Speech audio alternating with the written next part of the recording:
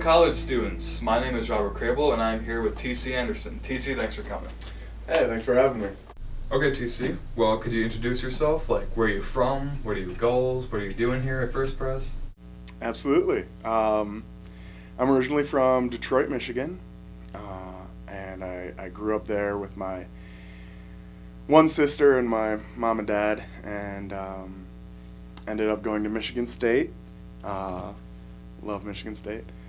Finished up at Eastern Michigan, ended up going to seminary at McCormick down in Hyde Park, Chicago, and loved it. And then as soon as I graduated the summer, this job opened up, and I applied because I feel very called to youth ministry.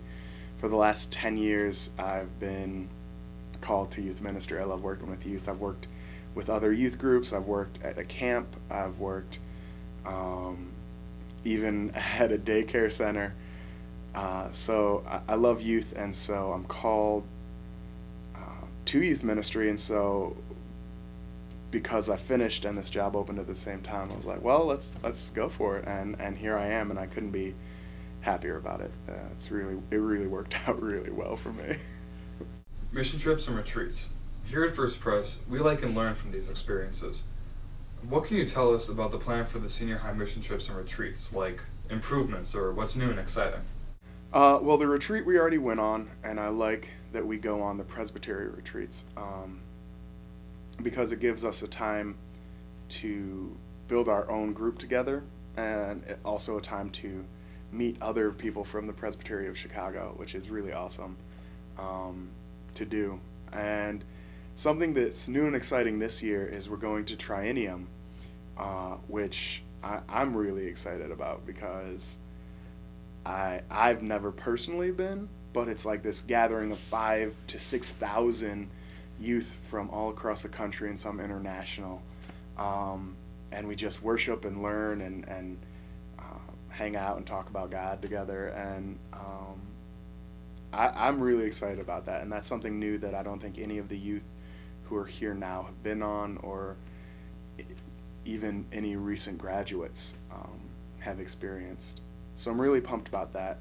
We're also going to Chicago mission trip, doing a local mission trip this year because we got to do mission at home as well as away because people are in need everywhere. And I'm excited about that as well. So basically an exciting summer. How would you rate your retreats from a scale from just a trip to amazing? Well, I would rate them amazing. I think they're tons of fun. We went on one with the senior highs just recently, and everyone seemed to really enjoy it, and it was great. It's really fun to meet other youth and youth leaders from the Chicago area and just sort of hang out with 100 people and worship and learn and sing songs together. There was one song we kept singing together, but yeah, it was pretty fun. Can you tell us one youth ministries tradition that you want to keep alive? Well, one that I really enjoyed and we already did was the Thanksgiving dinner for the wise and sage. At this church we call the older members of the congregation wise and sage. And so the senior highs cook and serve dinner for all of the wise and sage who want to come. And it's really a beautiful thing because it's not a fundraiser, it's not something that benefits the youth. It's just a way of the youth serving and giving back, and mingling within the church intergenerationally. And I think that's really awesome when you can branch out of your tight-knit circle and serve others within your own community. We had about 100 wise and sage come and be served by our youth, and that was awesome. It was a really great night and a great experience. What's one of your favorite memories from your own youth ministries experiences? Well, one that definitely sticks out was my very first mission trip when I was in 9th grade, between 9th and 10th grade this summer. We went to Mexico,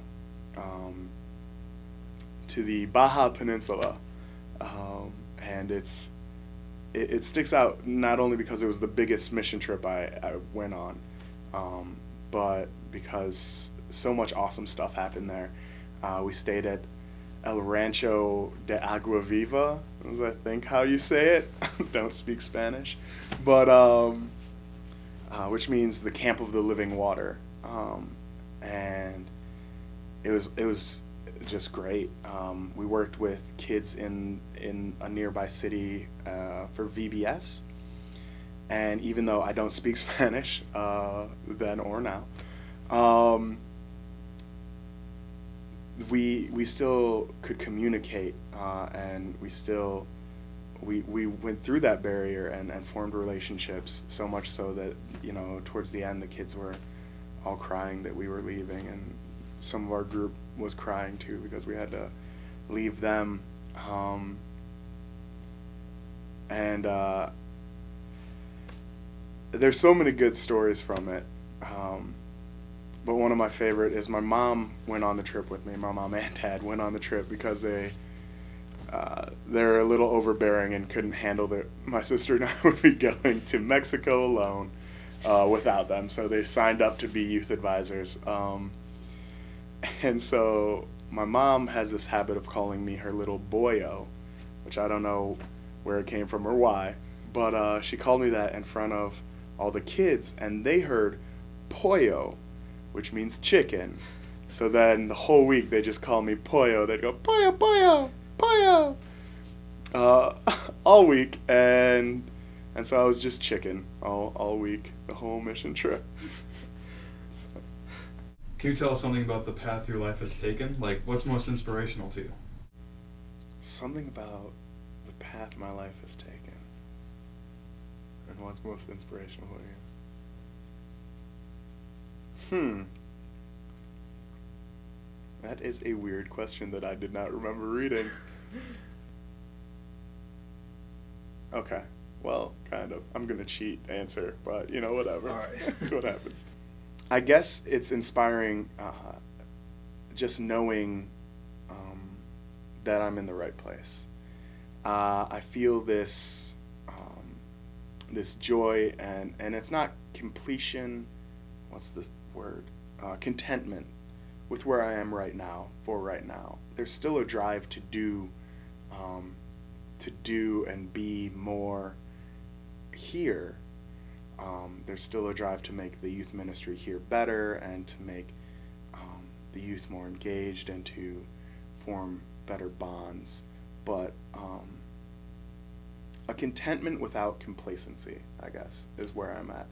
And that feels good, to finally get to a place where you're called, to get to a place where you love your job, and where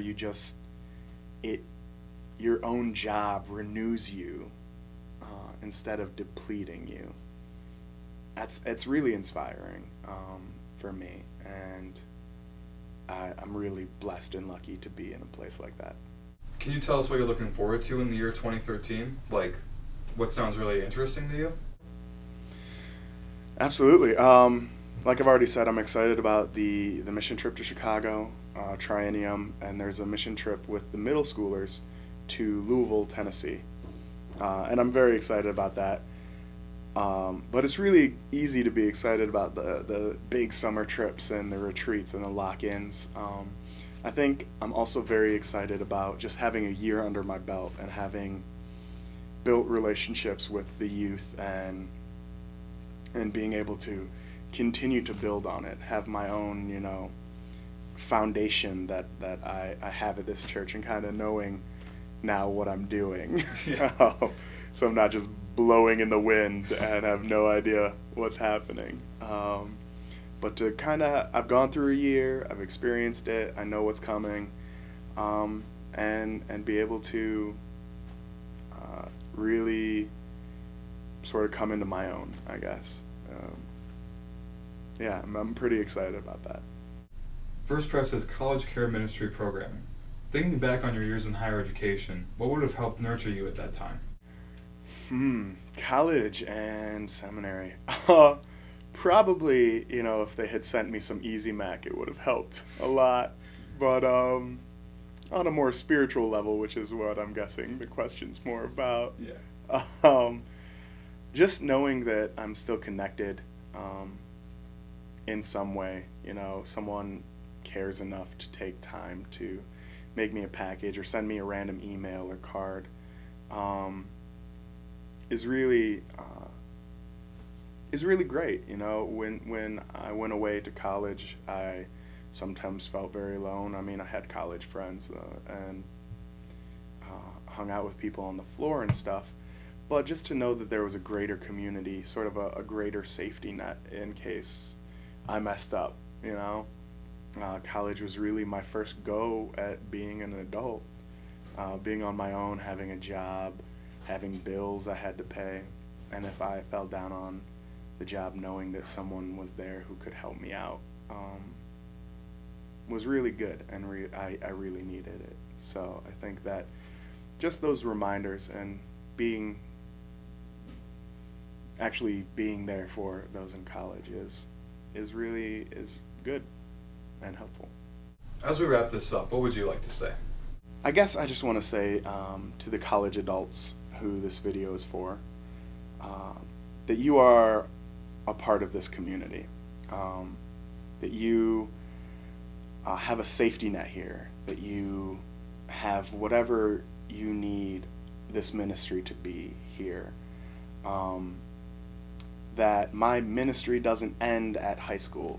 Once you graduate, we don't forget about you.